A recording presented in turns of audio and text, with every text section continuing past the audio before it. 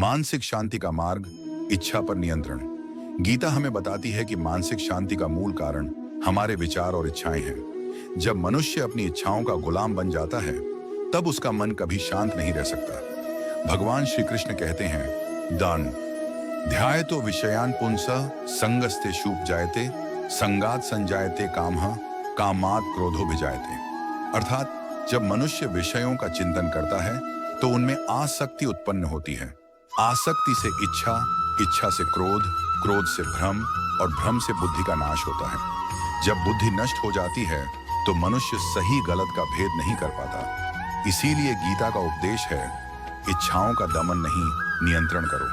क्योंकि इच्छाएं मिटती नहीं, वे केवल दिशा बदलती हैं। जब हम अपनी इच्छाओं को धर्म और सत्य के मार्ग पर ले आते हैं, तब वही इच्छा साधना बन जाती है। कर्म योग, शांति और मोक्ष का सेतु।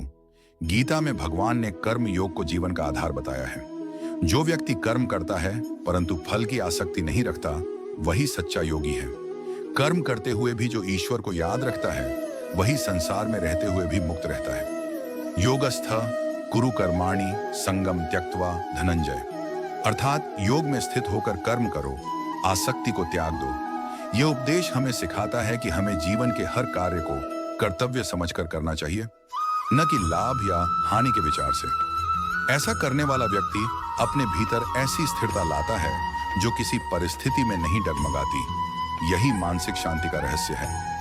अहंकार और मोह से मुक्ति। गीता कहती है कि अहंकार ही मनुष्य के पतन का सबसे बड़ा कारण है। जो व्यक्ति मैं और मेरा की भावना में बंधा रहता है, वह ईश्वर को कभी नहीं पहचान पाता। अहंकार हमें दूसरों से अलग कर देता है, जबकि ईश्वर हमें एकता का भाव सिखाते हैं। भगवान श्री कृष्ण कहते हैं, अहंकार, क्रोध और लोभ ये 3 नरक के द्वार हैं। इनसे दूर रहना ही मोक्ष का मार्ग है।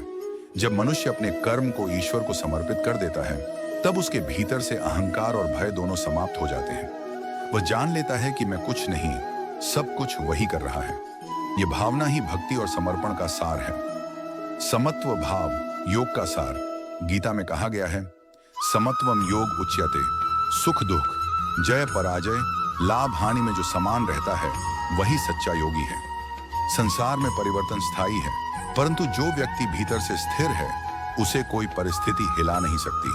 संभव में ही सच्ची मानसिक शांति छिपी है। मोक्ष की प्राप्ति, आत्मा की यात्रा।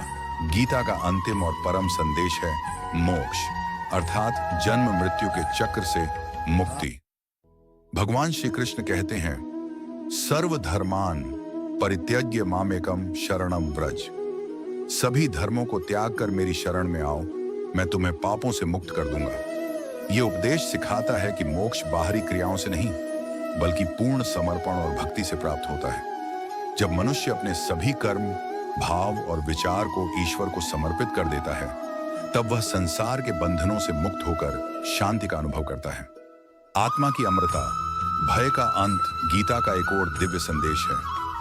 न जायते म्रियते व कदाचित। आत्मा न जन्म लेती है, न मरती है। यह शाश्वत, अजर, अमर और अविनाशी है। जब मनुष्य यह सत्य समझ लेता है, तो वह मृत्यु से नहीं डरता, बल्कि जीवन को एक अवसर की तरह देखता है। यह ज्ञान उसे निर्भय, शांत और दृढ़ बनाता है, और यही ज्ञान उसे अंततः मोक्ष की ओर ले जाता है। निष्कर्ष, गीता का उपदेश हमें यह सिखाता है कि जीवन का उद्देश्य केवल सुख प्राप्त करना नहीं, बल्कि आत्मा की शुद्धि, मानसिक शांति और ईश्वर से एकत्व प्राप्त करना है। जब हम अपनी इच्छाओं, क्रोध और अहंकार पर नियंत्रण कर लेते हैं, जब हम निष्काम भाव से कर्म करते हैं, जब हम हर जीव में ईश्वर का अंश देखते हैं, तब हमें न केवल शांति मिलती है, बल्कि मोक्ष की अनुभूति भी होती है। गीता कहती है, जिसने अपने मन को जीत लिया, उसने जगत को जीत लिया। मनुष्य का सच्चा युद्ध बाहरी नहीं, बल्कि भीतर का है, इच्छाओं, भय और अहंकार से लड़ने का। जो इस युद्ध में विजयी होता है, वही सच्चा योगी, भक्त और मुक्त आत्मा बनता है।